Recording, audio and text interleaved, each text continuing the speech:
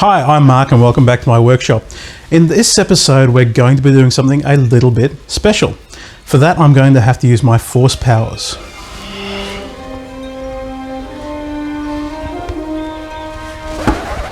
No, not this one. That's for another time.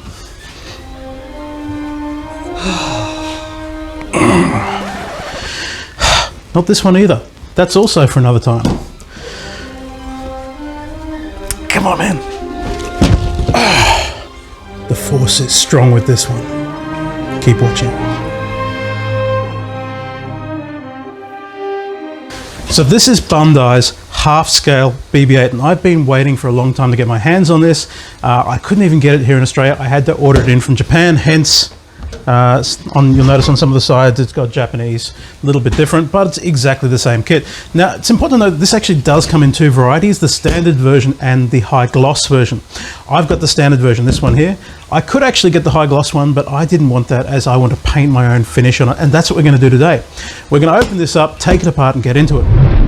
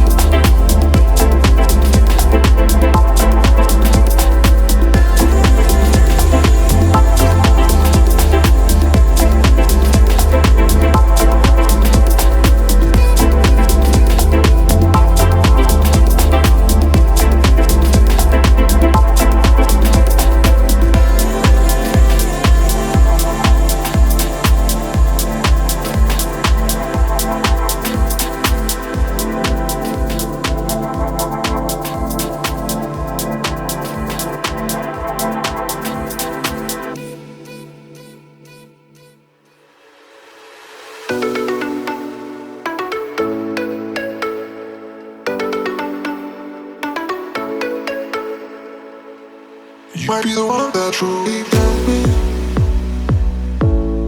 I feel it too. You might be the one that truly got me. I feel it too. Got me. I feel it too. You might be the one that truly got me. I feel it too.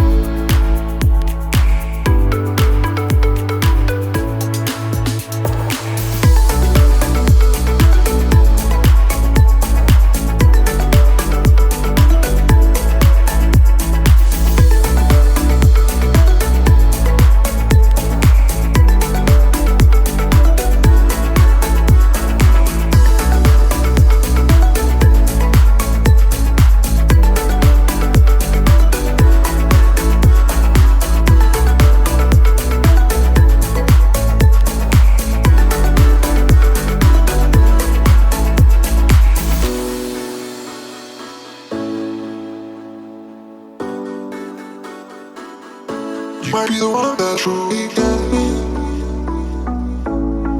I feel it too. You might be the one that truly got me. I feel it too. Got me. I feel it too. You might be the one that truly got me. I feel it too.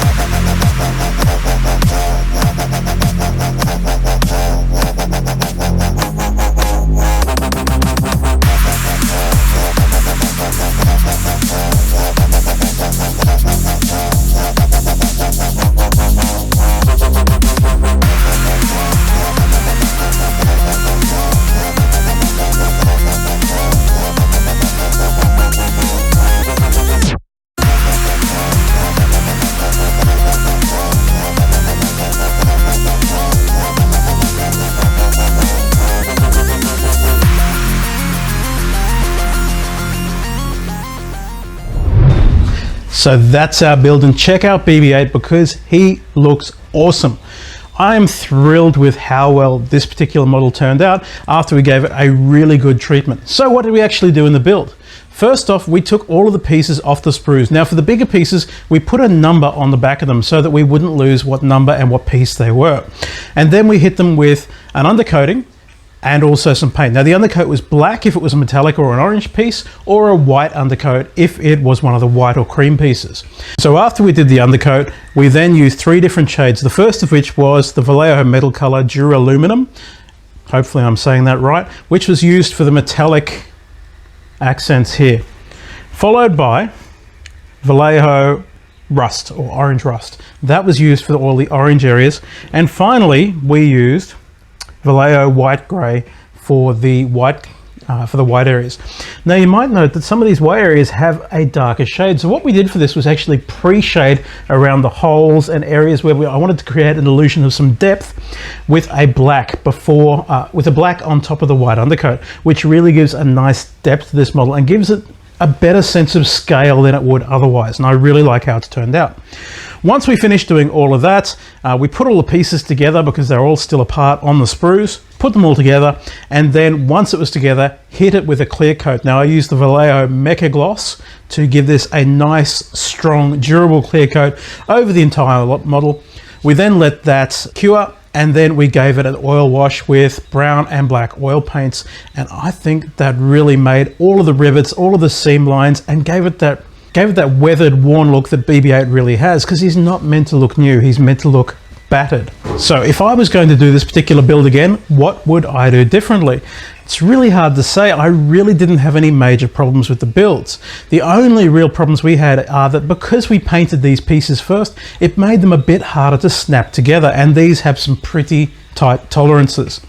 The only other thing I might have done differently was that we found that because I undercoated the orange pieces with the black gloss, it took a lot of paint to make the orange really show up properly. For instance, I used about 1/4 of a bottle of paint to do the white. Over the entire droid, I used 1.5 bottles of orange to do the orange on the droid. So you can see how much extra it took. However, painting the orange over the black also gave a real depth and a mottled effect to the orange, which I really like. So it's hard to say if I would do something different or if I would do that again. If I were to do it again, I'd probably put more electronics inside it, because this is just straight out of the box with no electronics. That said though, am I happy with it?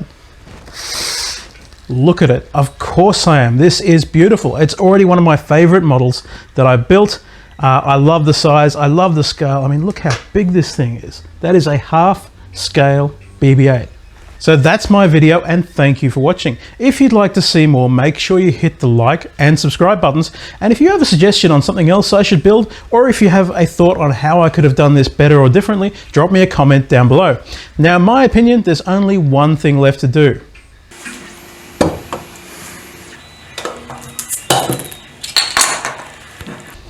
Cheers.